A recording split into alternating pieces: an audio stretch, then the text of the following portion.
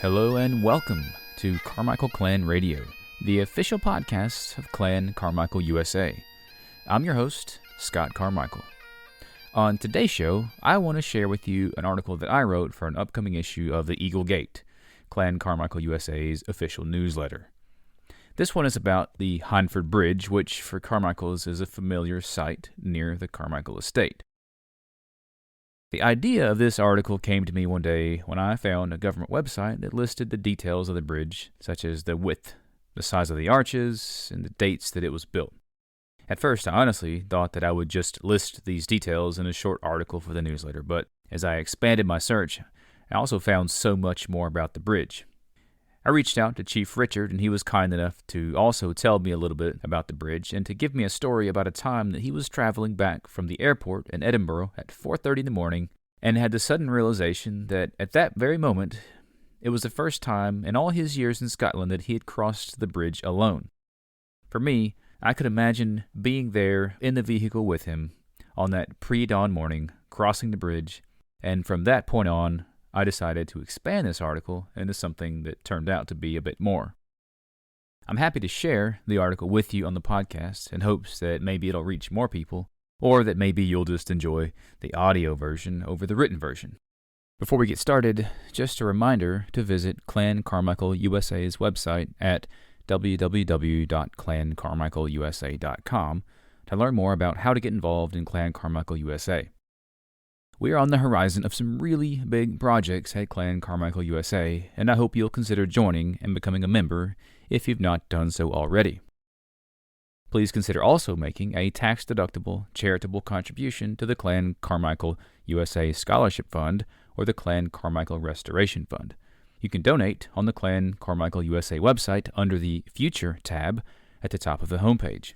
If you choose to donate, please indicate in the notes of your order which fund you're donating to. For those of you who have already joined or donated, we can't thank you enough. You allow our organization to continue growing and to continue to offer more to Carmichaels across the U.S. and Canada. And lastly, a reminder to use Amazon Smile when you buy anything on Amazon to help support Clan Carmichael USA. Amazon Smile donates a portion of sales to charitable organizations like Clan Carmichael USA. You can log on to your Amazon account at smile.amazon.com and select Clan Carmichael USA as your nonprofit of choice. From there, a small portion of each purchase you make will be donated to Clan Carmichael USA. It is a really easy way to make contributions while you shop. You literally do nothing different once you've selected Clan Carmichael USA as your charitable organization to support. Again, visit clancarmichaelusa.com to learn more or to become a member. And now, on to the article.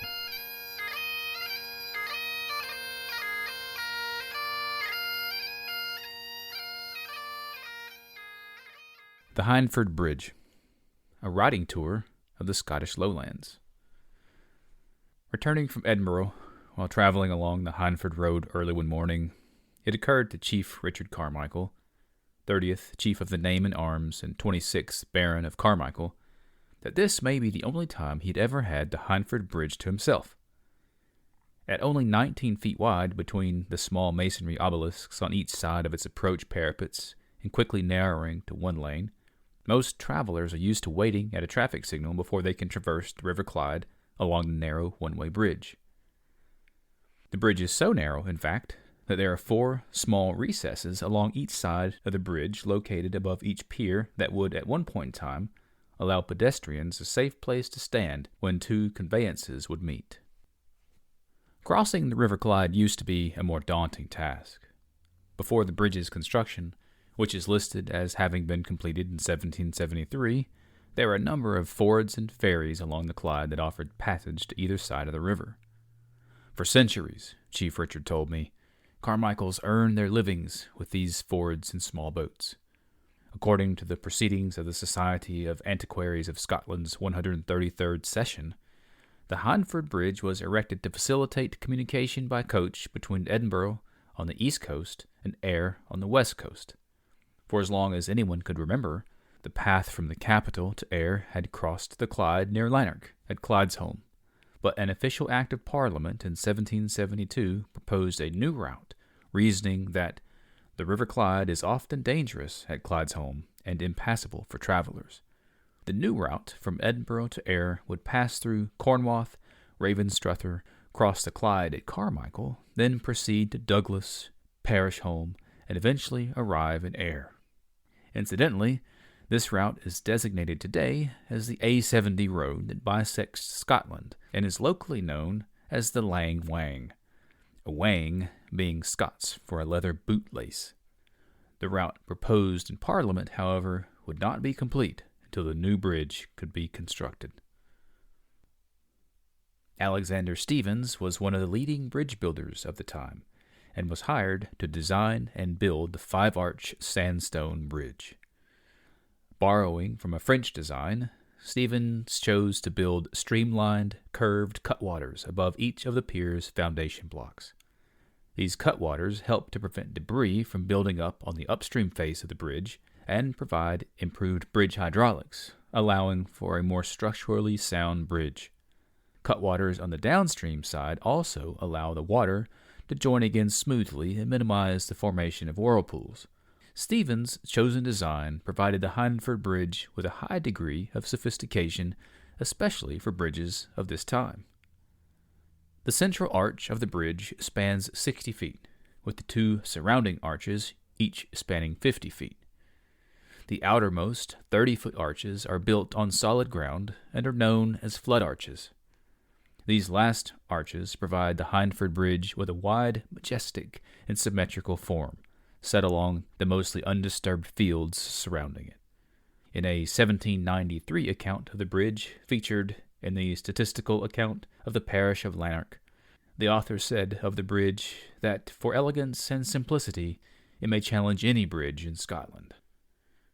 The same 1772 Act of Parliament that established the new route and the bridge construction also arranged for a pontage, a toll for the building or repair of a bridge, to be collected at a small toll house on the eastern side of the bridge, the ruins of which are still owned today by Chief Richard Carmichael.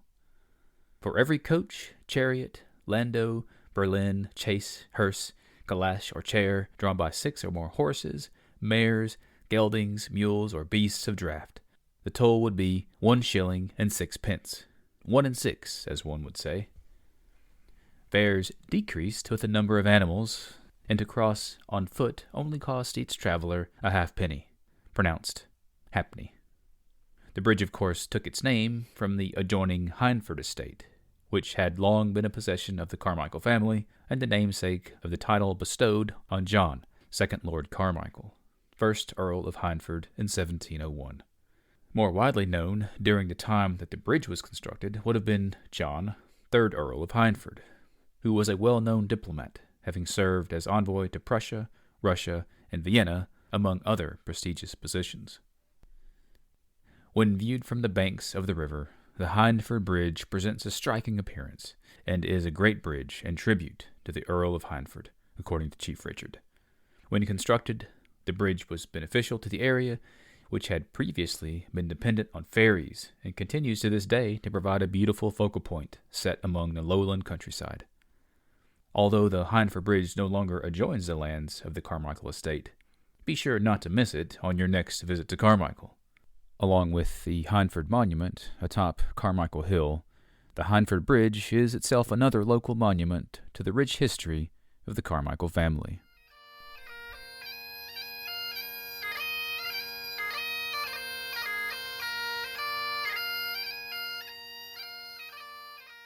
If you haven't already, please be sure to subscribe to the podcast and to share it with other Carmichaels or anyone else who might enjoy the show.